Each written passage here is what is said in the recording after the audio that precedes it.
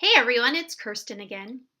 So, I've gotten some questions about how to use experts when writing your nonfiction picture book.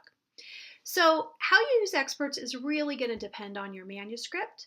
Depending on what type of book I'm writing, I may need to consult an expert if the topic is really complicated and something that I can't understand without speaking to an expert. Also, there are some details that you really can't get except maybe by speaking to a family member.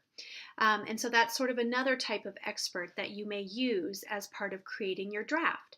So that's one phase where you might use an expert. And then often I will have an expert, a scientist, or a historian review my draft for accuracy. Typically, I wait until I think the draft is finished and ready to go. That means it's been through my critique group multiple times. It may have even have gone through my agent, and we feel like it's pretty much ready to submit.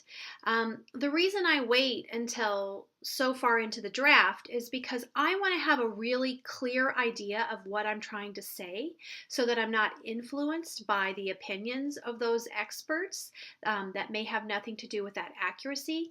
And I don't want that expert to have to review the draft over and over and over again as I make changes during the revision process. So typically I'll let the expert review it right before we go out on submission.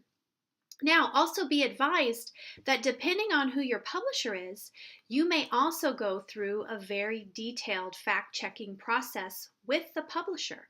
And some of those publishers have several layers of fact-checking that include not only the text, but also the illustrations. So just know that when you're working at experts, you may be working with experts at many different phases. But as you gather information, as you approve your initial drafts before you go out on submission, and then even after you've had your book illustrated by your illustrator. So those are just a few ways that experts are used. I hope it's helpful. Bye-bye.